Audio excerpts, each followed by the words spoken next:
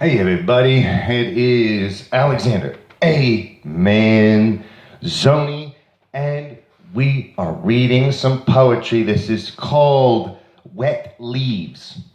This was published on the front page of everywritersresource.com in September of 2014. This poem was written 11/16/2011, long time ago. A lot of history behind this poem. Wet leaves glistening on the pavement in a late autumn rain. Shining shadows in the street light, bike tires rolling, car tires speeding. The road, it seems to be flooding. The wind, it is whipping, howling and whispering. It stings the eyes and blinds those on the move. An acute ocular stunning, casting you ever so close to the wet leaves gathered at the far side of the road. Take heed and don't listen too closely to the wind. The birds, seagulls and ducks and scavengers are in flight adrift, spinning 360s in a desperate bid for their tenuous control of the air. Trying not to meet the same ends as their friends on the ground, splattered road, rotting in the final state of obscure decay. The birds might be better keeping to the air for as long as they can. Birds. Wet leaves laying, completely unfit for praying or any other theological pastimes. They will be staying until someone gets around to raking the whole mess up the road. It seems to be clearing. I wrote this poem at Mays Landing, New Jersey.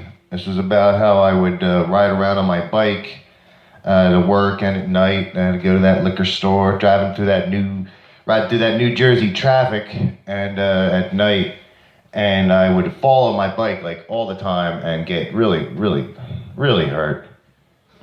But like around the time I wrote this poem, that was when Annabelle died, and I went out. It might have been right after I wrote this poem, I'm not really too sure. But I went out at night. I was crying, I was upset, and I needed cigarettes. And I walked down the road with all the wet leaves to go to the store, and I got hit by a damn car, or an SUV. The rear view mirror broke off on my freaking arm. And I was like walking, I'm like thinking, oh, it's pretty dark in the pines at night. I better be careful. And I was so paranoid and careful. And then, whammo! I got that shit broken off on my arm, and I'm just like lying on the ground, like, why?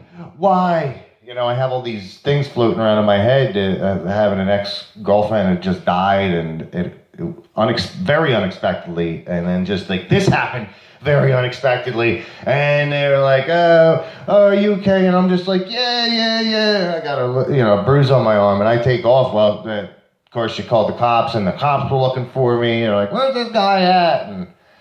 And they got they got a hold of me and I had to meet up with them, and I was like, no, I don't want to go to the hospital.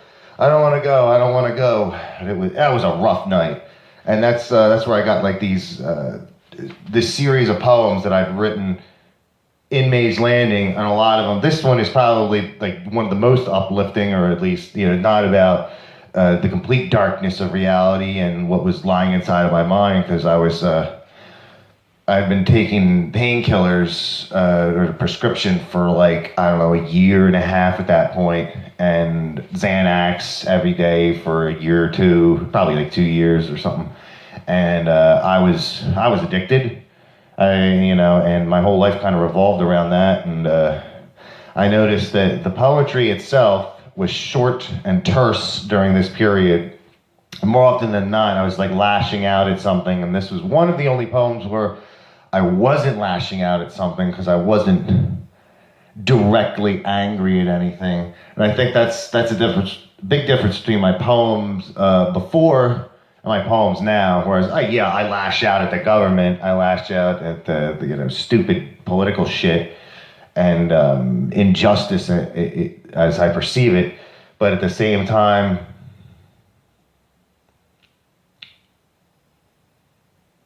yeah, I guess I'm about done. I've been going on too long with this. Oh yeah, with these old poems, it was just like I was lashing out at my workplace, lashing out at God, lashing out at just like, oh, this, blaming life and reality for how I felt. And the reality of how I felt was horrible because, one, bipolar, and I wasn't on the right medication at the time. And then two, all this freaking just like the emotional state created by those medications was just not helpful. It really, like, the more I took Xanax and like the anti-anxiety stuff, the more anxiety I had about, oh, I can't go out and do this if I don't have my refills, this or that. And then the anxiety of all the people following me are just like, yo man, can you guys sell me a few of those? Or can you give me a few of those hydros, yeah? And it just, you don't know who your friends are, you don't fucking know anything. You don't even know who you are at that point. Or I kind of did. I knew I was a writer, but I didn't think I was going to go anywhere. And kind of like, yeah. So I'm glad I'm here, and I'm glad I'm here recording stuff for you. So thanks a lot. Take it easy.